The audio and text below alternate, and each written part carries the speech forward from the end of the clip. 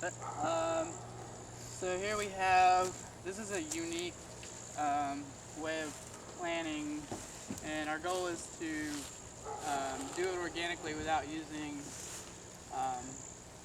soil-based nitrogen fertilizers. And so what we do is we incorporate 20% organic matter into the soil via worm castings or compost, and also biochar, which sequesters carbon, holds on to nutrients. Here it is.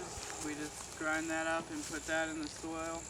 And you're not using any machinery 10%. here, right? No, we are a human-powered farm, so this is a lesson in sustainability. Our goal is to find out what it takes to be sustainable as an organic farm.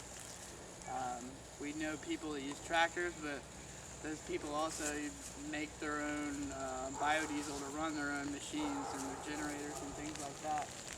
And so for us, we don't have the means to do that, so sustainability means that we start small,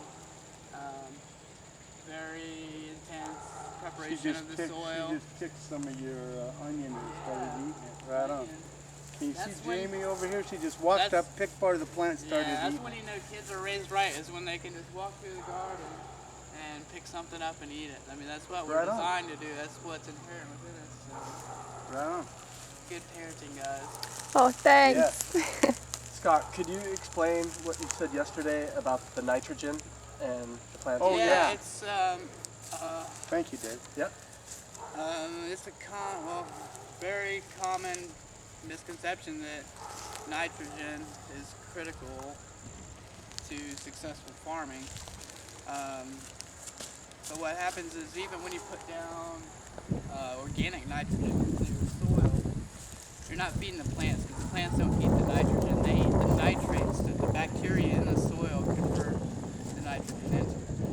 And in the process, when you drop nitrogen into the soil, you're just feeding these bacteria, and they go crazy with population. And in the process of their feeding frenzy, they deplete all the organic matter from the soil, which is the foundation for the plant's optimum health. So what we do is we go for the organic matter. Most organic farming, traditional organic farming, calls for 10%. We've raised it to 20%, and we split it between compost and the biochar.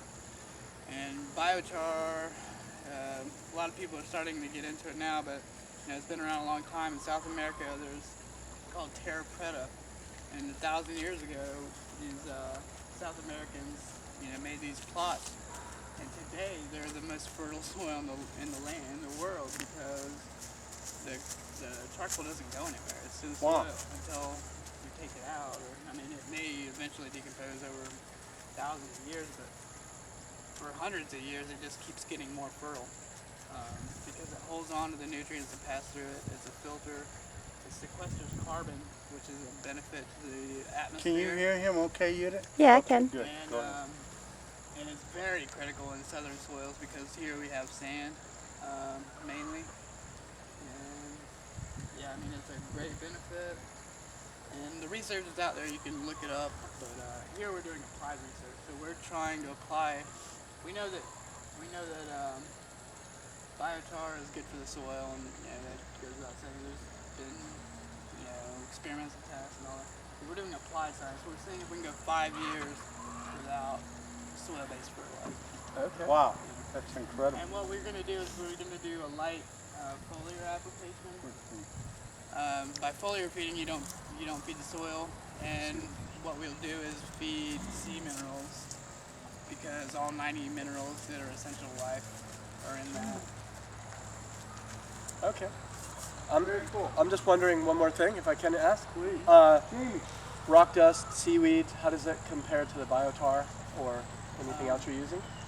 How is the seaweed? The seaweed or the rock dust, have you looked into that? Yeah. Well, what you're looking for is the minerals.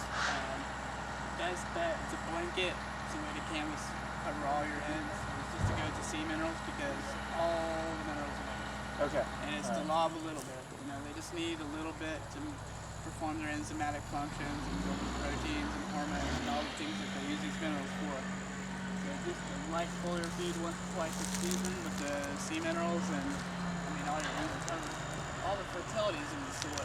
Yes. Okay.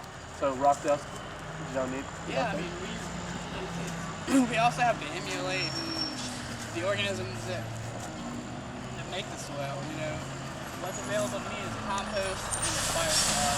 You know, all these other amendments, if you have them, if you have granite hills. You want to wait a minute? Sure, I'll turn it up a little bit.